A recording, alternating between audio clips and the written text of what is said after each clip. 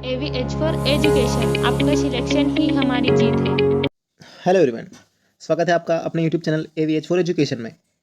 आज से हमारे चैनल पर यूट्यूब क्लासेस की शुरुआत हो रही है, जिसमें मैं आज आपको मैथ्स पढ़ाऊँगा। तो हमारा पूरा प्रयास रहेगा कि हम आपको आपके लक्ष्य प्राप्ति में पूरा योगदान दें।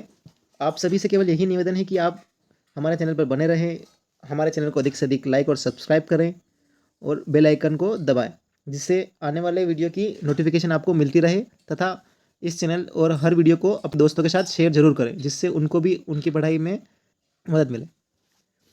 तो मैं आज आपको मैथ्स में नंबर सिस्टम चैप्टर की शुरुआत करूँगा। नंबर सिस्टम मतलब संख्या पद्धति।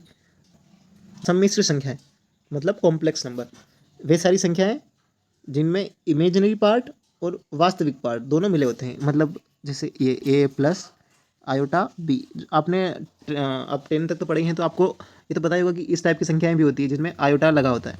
तो ये जो आयोटा वाला पार्ट है, इसको अपन इमेजिनरी नंबर कहते हैं। इमेजिनरी नंबर मतलब काल्पनिक संख्या। और ये जो आगे का जो नंबर है, जैसे ये ए जो लिखा हुआ है, तो ये इसको कहते हैं अपन रियल नंबर मतलब वास्तविक संख्या। तो ये जो वास्तविक संख्या है, ये भी दो प्रकार की होती है। वास्तविक संख्याएं भी दो प्रकार की होती है, एक तो परिमेय संख्या और एक और है अपरिमेय संख्या, मतलब रेशनल नंबर और एक इरेशनल नंबर। तो ये परिमेय संख्या है, ये भी दो प्रकार की होती है। एक तो है भिन्न संख्या मतलब फ्रैक्शन नंबर्स, और एक होती है पूर्णांक संख्या मतलब irrational number, sorry integer number. तो ये जो भिन्न संख्या है, इनका अलग से चैप्टर है वैसे तो, लेकिन मैं आपको अभी शॉर्ट में बता रहा हूँ कि ये जो फ्रैक्शन होते हैं, फ्रैक्शन किस टाइप से होते हैं। जैसे ये पॉइंट में होते हैं। पॉइंट में किस टाइप से, जैसे 1.3 हुआ, 4.6 हुआ, ऐसे इसी कोई संख्या। जैसे 1.3 है, तो 1.3 में अगर अपन पॉइंट को हटाएंगे तो क्या आएगा, 13/10।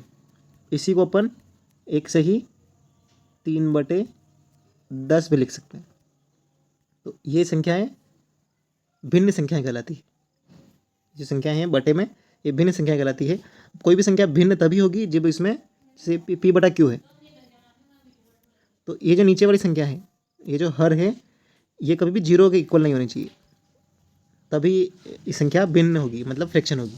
तो फ्रैक्शन होने के लिए क्या शर्त है कि हर में जो संख्या बटे में है और हर में जीरो नहीं हो, तभी वो एक फ्रैक्शन नंबर होगा। और इसके बारे में आगे जो जानकारी है वो हम अलग एक चैप्टर है, वो उसको भी अपन 2-3 दिन तक पढ़ाएंगे। तो उस चैप्टर में मैं इसको आपको और डिटेल से बताऊँगा। तो अब अपन पढ़ेंगे पूर्णांक मतलब इंटीजर संख्याएँ क्या होती है। तो पूर्णांक संख्या इंग्लिश में कहते हैं इंटीजर नंबर। तो पूर्णांक संख्याएँ वे संख्याएँ होती है जो माइनस से लेकर प्लस में, मतलब माइनस इन्फिनेटिव से लेकर, जिसमें जीरो भी इंक्लूड होता है, और पॉजिटिव इन्फिनेटिव तक, वे सारी संख्याएं, मतलब इसमें जितनी भी इंक्लूड होती है, जैसे माइनस का 100 हुआ, माइनस का 5 हुआ, -4, -3, -2, -1, फिर 0, फिर 1, 2, 3, ऐसे सारी संख्याएं पूर्णांक संख्याएं कहलाती है। लेकिन अब ये जो माइनस में और प्लस में है, इनको भी दो पार्ट में अपन डिवाइड करते हैं। तो ये जो माइनस की संख्या है, माइनस इन्फिनिटी से लेके -5, -4, मतलब -1 तक जितनी भी संख्याएं हैं, ये सारी संख्याएं ऋणात्मक पूर्णांक कहलाती है। ये देखिए मैं आपको बता रहा हूँ, ये सारी संख्याएं हैं, ये सारी ऋणात्मक पूर्णांक संख्या कहलाती है। और जीरो को छोड़कर जो आगे 1 से लेके प्लस का इन्फिनिटी तक जितनी भी संख्याएं आती है, जीरो को छोड़ के जो जितनी भी धनात्मक संख्याएं हैं, वे सारी धनात्मक पूर्णांक संख्याएं कहलाती है।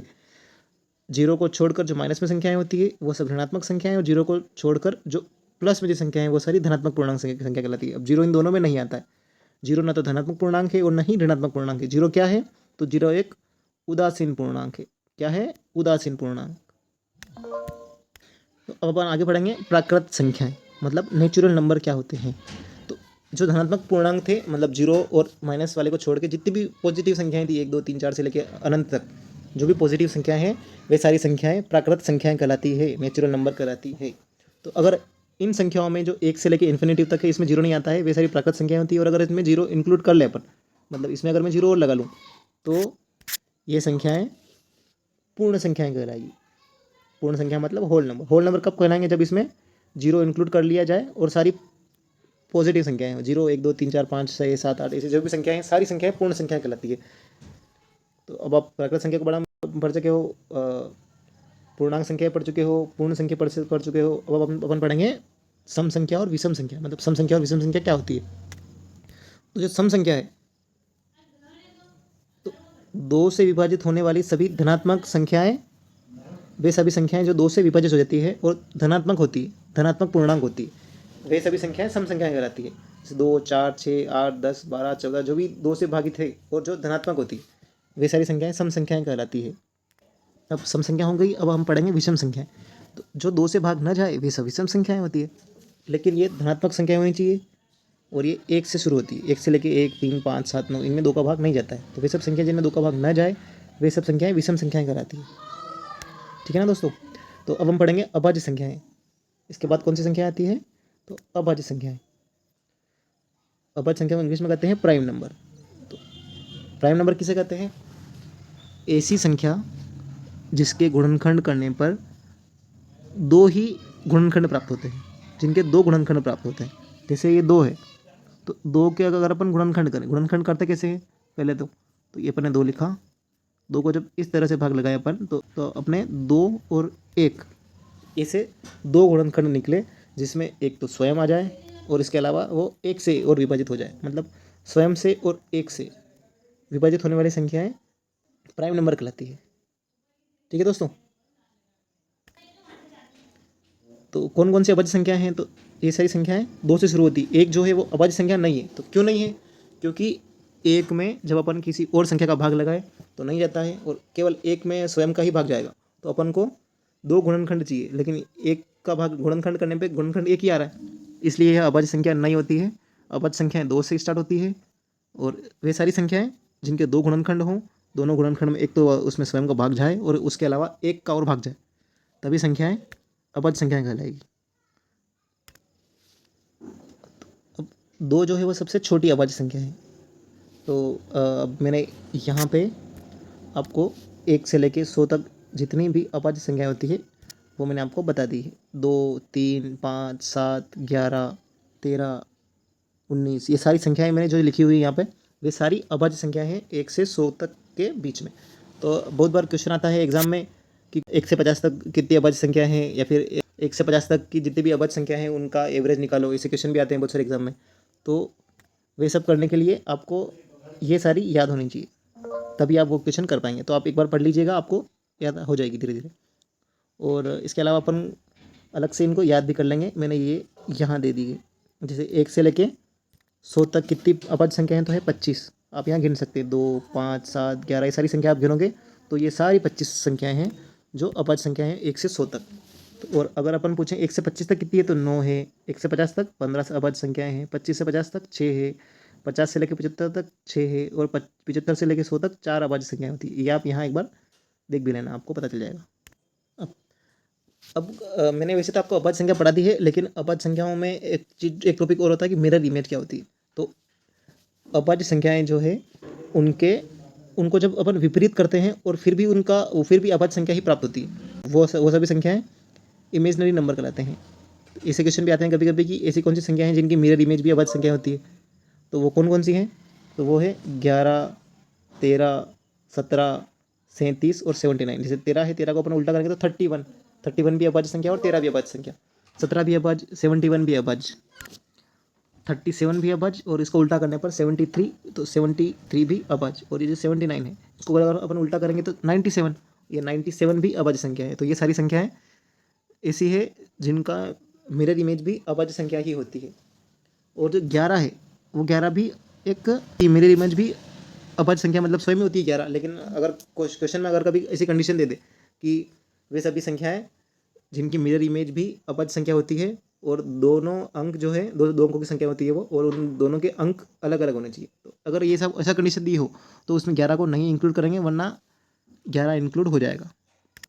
अब जो 3 अंक की अभाज्य संख्या है उनके बारे में अपन पता करेंगे। तो ये जो जैसे 101 है, 103 है, 107, 109, 113, 117, 119, अब अपन सोचेंगे इनमें से अभाज्य संख्या कौन सी है। तो ये जो शुरू की जो संख्या है 101, 103, 107, 109, 113 ये सारी अभाज्य संख्या होती है। सबसे छोटी अभाज्य संख्या कौन सी है, तो 101, 101। और इनके अलावा ये जो 117 और 119 है ये अभाज्य संख्या नहीं है। 117 और 119 जो है वो अभाज्य संख्या नहीं है, इनमें भाग जाता है किसी न किसी संख्या का, तो ये भाज्य संख्या होती है। और 101, 103, 107, 109 और 113 ये सारी अभाज्य संख्याएं हैं 3 अंकों की। और अगर अपन 4 अंकों की पूछें कि 4 अंकों की कौन सी है, तो 4 अंकों में आएगी 1001। अपन सोचेंगे 1001 अभाज्य संख्या है क्या, तो वो अभाज्य संख्या नहीं है, उसमें 13 का, 11 का, 7 का भाग जाएगा। और जो 1003 है वो भी अभाज्य संख्या नहीं है, 1007 वो भी अभाज्य संख्या नहीं है, लेकिन 1009 ये एक अभाज्य संख्या है। 1009 में किसी भी संख्या का भाग नहीं जाएगा, केवल स्वयं का और एक का ही भाग जाएगा, उसके अलावा किसी भी संख्या का नहीं जाएगा, इसलिए यह एक अभाज्य संख्या है। इसके अलावा ये जो ऊपर की जो तीनों हैं ये तीनों अभाज्य संख्या नहीं है, इसमें भाग जाएगा। तो अब मैंने इनको अलग से यहाँ लिखा हुआ है। ये भी क्वेश्चन कभी कभी बन जाता है कि दो डिजिट की सबसे लार्जेस्ट प्राइम नंबर कौन सी है, 3 डिजिट की कौन सी है, 4 डिजिट की कौन सी है, स्मॉलेस्ट कौन सी है। तो मैंने ये इनको यहाँ दे दिया है, आप एक बार पढ़ लेना, आपके एग्जाम में काम आएगा। अब हम पढ़ेंगे भाज्य संख्याओं के बारे में। अभाज्य संख्या तो अपन ने पढ़ ली कि जो भी संख्या, वे संख्याएं जिनमें स्वयं का और एक का भाग ही जाए, उसके अलावा किसी और संख्या का ना जाए भाग, वे सब संख्याएं अभाज्य संख्याएं होती है। और भाज्य संख्याएं कौन सी होती है, तो जिनमें एक का, स्वयं का और उसके अलावा भी किसी और संख्या का भाग जाए, वे सब संख्याएं भाज्य संख्या कहलाती है। मतलब जिसके 2 या 2 से अधिक गुणनखंड हो, जैसे 4, 6, 8, 9 ये सारी संख्याएं भाज्य संख्याएं हैं। तो वो जो एक है वो ना तो भाज्य है ना ही अभाज्य है। जो एक, अब अगर अपन सोचे कि एक क्या है, अब दो तो अपन ने पढ़ लिया कि अभाज्य है, 3 भी अभाज्य है, 4 भाज्य है, तो एक क्या है, तो ये जो एक है ये ना ही भाज्य है ना ही अभाज्य है। जैसे अपन ने जीरो के बारे में पढ़ा था, जीरो न तो धनात्मक पूर्णांक है न ऋणात्मक पूर्णांक है, जीरो क्या है, तो उदासीन पूर्णांक। वैसे ही एक जो है, एक न तो भाज्य संख्या है ना ही अभाज्य संख्या है। तो एक को छोड़कर जो संख्याएं भाज्य संख्या नहीं है, वे सारी संख्याएं अभाज्य संख्याएं हैं। और एक को छोड़कर जो अभाज्य संख्याएं नहीं है, वे सारी संख्याएं भाज्य संख्याएं हैं। फिर बहुत सारे क्वेश्चन आते हैं कि 2 लगातार विषम संख्याएं हैं, वो जो को प्राइम नंबर है या नहीं है, ऐसा कुछ क्वेश्चन आता है बहुत बार। तो मैं आपको उनके भी डाउट भी क्लियर कर देता हूँ। तो पहले तो को प्राइम नंबर होते क्या है। को प्राइम नंबर को हिंदी में बोलते हैं सह अभाज्य संख्या। तो वे सब संख्याएं, अब यहाँ सह अभाज्य मतलब को, यहाँ प्राइम नंबर आ रहा है मतलब अभाज्य संख्या आ रही है, तो इसका मतलब ये नहीं कि आप सोच लो कि वो अभाज्य संख्या ही होनी चाहिए तभी वह एक सह अभाज्य संख्या होती है, ऐसा कुछ नहीं है। किसी एक संख्या का अभाज्य और एक संख्या के भाज्य होने पर भी वे को प्राइम नंबर हो सकती है, और दोनों के ही अभाज्य होने पर भी वे को प्राइम नंबर हो सकती है। एक न एक अभाज्य या फिर दोनों ही अभाज्य संख्या होनी चाहिए। जैसे ये 3, 4, 4, 9, 5, 6, 9, 11 है। तो इनमें क्या है कि जब अपन 3 और 4 में से कॉमन लेंगे, HCF लेंगे, तो एक ही आएगा। 3 और 4 में से कोई भी और कॉमन नहीं आएगा, मतलब इनमें और किसी संख्या, एक के अलावा और किसी संख्या का भाग नहीं जाएगा, इनमें भी नहीं जाएगा, एक का ही जाएगा, इसमें भी एक का ही जाएगा, इसमें भी एक का ही जाएगा। तो ये सारी संख्याएं जो है, ये सारी संख्याएं सह अभाज्य संख्याएं कहलाएगी। तो अब आपके मन में बहुत सारे क्वेश्चन इस टाइप से भी आते हैं, और आपके मन में भी आ रहा होगा अभी कि अगर 2 अपन सम संख्याएं ले लें तो वो क्या को प्राइम नंबर होगी। जैसे अपन ने 4 और 16 यहाँ जो उदाहरण दे रखे हैं, मैं उन्हीं को ले रहा हूँ जिससे आपको सुविधा रहे। 4 और 16, तो अगर अपन इसको देखें तो ये क्या को प्राइम है क्या, इसमें क्या कॉमन लेने पर 2 या एक ही आ रहा है क्या। इसमें ये देखो 2 का भी भाग जा रहा है, 4 का भी जा रहा है, केवल एक का नहीं जा रहा, तो ये एक सहअभाज्य संख्या नहीं है, मतलब ऐसा नहीं होता। ये स्टेटमेंट गलत है, ये गलत हो गई। तो अब अपन पढ़ेंगे कि 2 लगातार अगर सम संख्याएं आ जाए, यहाँ तो था कि 2 सम संख्याएं, मतलब 4 और 16 हो गया। अब अगर अपन देखें कि वो लगातार हो, तो क्या वो को प्राइम होगी। तो जैसे 4 है, उसके बाद सम संख्या कौन सी आएगी, 6 आएगा, तो क्या ये को प्राइम है क्या, नहीं है, क्योंकि इसमें 2 का भाग भी जा रहा है, तो ये भी नहीं होगा, को प्राइम नंबर नहीं होगा। अब अगर 2 लगातार विषम संख्याएं ले लें अपन, तो वे को प्राइम नंबर होगी, तो हाँ होगी। कैसे होगी, जैसे कोई भी संख्या ले लो आप, दोनों विषम संख्या होनी चाहिए। जैसे आपने ले लिया 11, आपने ले लिया 17, तो क्या ये को प्राइम नंबर है, तो हाँ है, क्योंकि इसमें एक का ही भाग जाएगा और किसी और संख्या इसमें से कॉमन नहीं आएगी, HCF एक ही आएगा, तो ये एक सह अभाज्य संख्या है। अब अगर पूछ ले कि 2 लगातार संख्याएं को प्राइम होगी, अब 2 लगातार कौन सी संख्या, कोई भी ले लो आप, 2 ले लो और 3 ले लो, को प्राइम नंबर है, तो हाँ है। कोई भी ले लो आप, 101, फिर 102 को प्राइम है तो हाँ है। तो आपके डाउट, मुझे लग रहा है आपके डाउट सारे क्लियर हो गए होंगे। अब आपको इनमें अगर कोई डाउट हो तो आप मेरे को कमेंट सेक्शन में ज़रूर बताना कि आपको क्या क्या डाउट है, कौन कौन से सवाल समझ में नहीं आया आपको। आपके पास अगर कोई बुक हो तो उसे आप देखना एक बार, नंबर सिस्टम में शुरुआत करना पढ़ने की। और आपको कोई डाउट आए तो आप मेरे को कमेंट सेक्शन में ज़रूर उसका जो भी आपको क्वेश्चन है वो उसमें ज़रूर डाल दें कमेंट में। तो दोस्तों आज ये हमारे चैनल पे पहला वीडियो था। तो इसमें अगर आपको कोई सुधार चाहिए हो या फिर कोई कुछ एडिशनल कुछ ऐड करना हो या फिर आपको कुछ भी लगे तो आप कमेंट सेक्शन में ज़रूर लिखना, हम उसको देखेंगे और उसका अध्ययन करेंगे। अगर आपका सजेशन हमको अच्छा लगा या फिर सबके लिए बेहतर हुआ तो हम उसको अप्लाई ज़रूर करेंगे। आपसे बस यही निवेदन है कि आप चैनल को सब्सक्राइब करें और वीडियो को ज़रूर लाइक करें।